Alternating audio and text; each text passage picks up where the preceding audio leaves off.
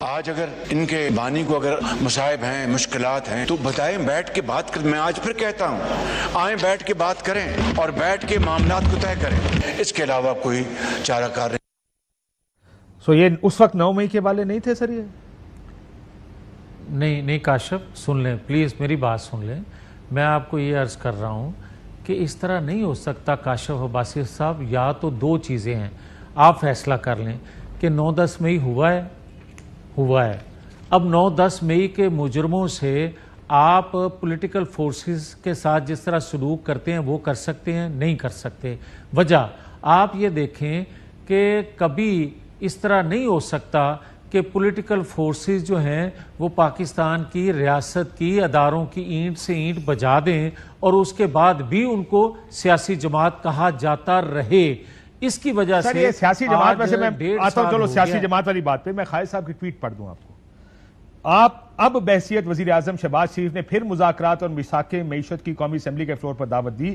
خود چل کر ان کی سیٹوں پر گیا، جو کہ آپ کو پتا ہے چند دنوں پہلے کی بات ہے. لیڈر آف اپوزیشن اور پی ٹی آئی کی تمام قیادت جو فرنٹ سیٹوں پر بیٹھتے ہیں ان سے ہاتھ ملائے.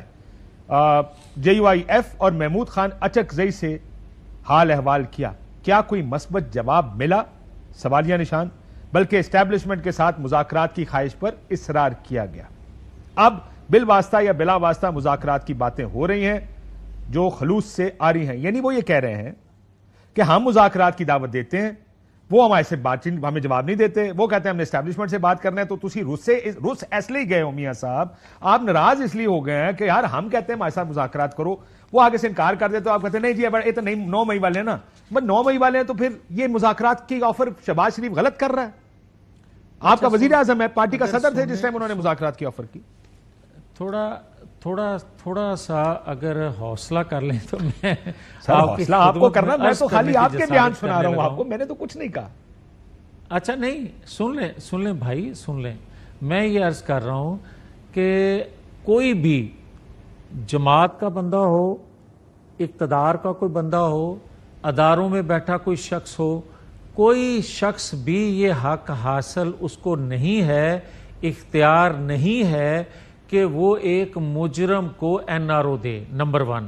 نمبر 2 یہ بات ہے کہ جہاں تک جو آپ نے مستقبل کے لیے یا ماضی پر بھی اپلائی کرتا ہے. میں ماضی کی بھی بات کر رہا ہوں. اگر آپ نے کوئی ماضی میں ایسا انسیڈنٹ ہوا ہے اور کسی نے اس کو معاف کیا ہے تو وہ کوٹ کریں، میں آپ سے معافی مانگ کے گھر چلا جاؤں گا. مگر پاکستان کی ہسٹری میں لوگ یہاں پر NRO کر کے ہی اترے جہازوں سے. سر کیا کر رہے ہیں؟ پاکستان ہے، یہاں پہ کسی نے NRO ہوا تھا کو کچھ کسے نہیں دینا. نہ یار یہ اس طرح گڑبڑ نہ کریں. میں آپ کو یہ کہہ رہا ہوں کہ 9-10 مئی 77 سالہ تاریخ میں کسی نے کیا ہے؟ آپ بتا دیں. یہ تو سزائیں دیں. اس میں آپ لوگ 9 مئی جماعت میں میاں صاحب میرا پرابلم معلوم کیا ہے؟ جب آپ 9 مئی کہتے ہیں نا، میں بالکل آپ سے اتفاق کرتا ہوں. جس نے کیا، جس نے آرڈر دیا، جس نے پلان کیا، ایک ٹرانسپیرنٹ اس میں کورٹ میں پروسیڈنگز سزائیں دیں ساروں کو. یہ امریکہ میں ابھی پوسٹ نے 5 سال کی سزا دیا کیپٹن ہل میں، جو پہلا آدمی اندر گھسا تھا. میں نے کب کہا کہ یہ نہ کریں؟ لیکن جب آپ 9 مئی کہہ کے 9 مئی ہوا تھا، اس کے بعد وہ بچے گھروں سے نکلنا چھوڑ گئے، یہاں پر کالی آندھی آ گئی. اس طرح نہ کریں نا کہ آپ ہر چیز کو 9 مئی کے تناظر میں دیکھتے ہیں. جو ملوث ہے اس کو پھانسی لگائیں، بے شک یا اندر ڈال دیں. ایک سیکنڈ یار، اس کی وجہ یہ ہے کہ بچے گھروں سے نہ نکلیں، کالی آندھی آ گئی، طوفان آ گیا. میں اس کا تذکرہ کیے بغیر آپ کی خدمت میں عرض کرنے لگا ہوں کہ میرے بھائی جو 1.5 سال آپ کہہ رہے ہیں نا کہ سزائیں نہیں مل سکیں، 1.5 سال ہو گیا، کچھ فیصلہ نہیں ہو سکا.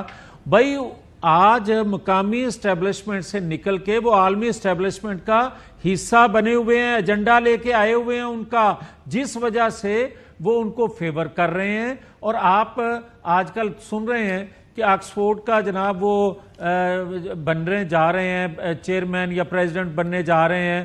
آپ کو پتہ ہے کہ آکسفورڈ کا جو صدر چیئرمین بنتا ہے وہاں کی اسٹیبلشمنٹ کی مرضی کے بغیر نہیں بن سکتا. یہ ایک حقیقت ہے. اور وہاں کی اسٹیبلشمنٹ، چلو تہاڈی خواہش پوری ہو جائے گی، نہیں بنیں گے. سر مجھے ایک بات بتائیں، آپ یہ کہہ رہے ہیں کہ عالمی بھائی میری بات سنیں نا، ابھی الیکشن ہی نہیں ہوا، آپ کہہ رہے ہیں بن گیا ہے. کدھر بن گیا سر؟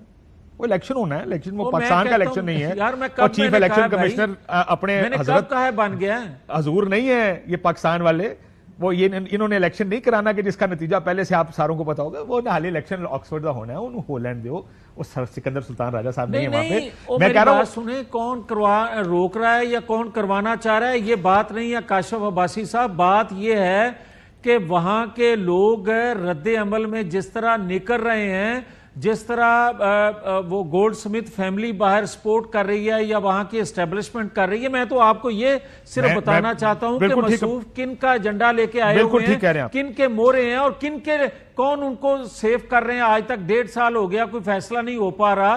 میں تو یہ رو رہا ہوں کہ پاکستان کے اندر کن قوتوں کا دباؤ ہے. بات تو یہ کرنے والی ہے. اچھا یہ مجھے بڑا انٹرسٹنگ آپ نے بات کی, آپ نے ویسے کہہ دیا, اس پہ بات کر لیتے کہ عالمی اسٹیبلشمنٹ کا ایجنڈا ہے جس کی وجہ سے وہ بچا ہوا ہے. سو آپ یہ کہہ رہے ہیں کہ اگر اسلام آباد ہائی کورٹ اس کو بیل دیتا ہے تو وہ بھی عالمی آپ کہتے ہیں اسٹیبلشمنٹ کس کے ذریعے یہ کرا رہی ہے؟ کون ہے عالمی اسٹیبلشمنٹ کا مورا پاکستان میں جو عدالتوں پہ پریشر ڈالتا ہے, جو ججوں پہ پریشر ڈالتا ہے, جو سر سن لینا بہت سارے کیس ہیں نا, دہشت گردی کی عدالتوں میں جو کیس ختم ہو رہے ہیں ان پر پریشر ڈالتا ہے, ہائی کورٹس پر پریشر ڈالتا ہے, سپریم کورٹ پر پریشر ڈالتا ہے. یہ کون ہے جو پاکستان میں عالمی اسٹیبلشمنٹ کا سب سے بڑا مورا کون ہے؟ آپ یہ بتائیں. وہ تو اندر ہے, وہ تو کر نہیں سکتا. پاکستان میں ہی کوئی کرتا ہوگا نا, یا اس ملک کا طاقتور آدمی ہوگا جو یہ سارا کچھ کرا سکتا ہے. رک جائیں نا آپ کاشف عباسی صاحب, تھوڑا سا صبر کریں, حوصلہ کریں. میں آپ کو بتاتا ہوں 2 چیزیں ہیں. ایک ہے عالمی اسٹیبلشمنٹ کی ضد, ٹھیک ہے, انا, اور کسی طور پر بھی ان لوگوں کو نہیں آنے دینا کیونکہ وہ ان کے مفادات کو نقصان پہنچاتے ہیں. وہ ہیں 2017 میں جس کے خلاف فیصلہ دیا گیا تھا. وجہ سی پیک, وجہ پاکستان کو کس کے ذریعے کرا رہے ہیں؟ میں صرف دوسرا کس کے ذریعے کراتے ہیں یار؟ ایک سیکنڈ, اچھا پھر میری ایک سیکنڈ, میں دونوں کا اکٹھا جواب دیتا ہوں. اب دوسرا مورا وہ ہے جنہوں نے ہمیشہ عالمی قوتوں کا ایجنڈا پورا کیا. اپنے 4 سالوں میں سی پیک بند کیا, اپنے 4 سالوں میں وہ کھلواڑ کیا اداروں کے ساتھ کہ ادارے کمزور ہوئے.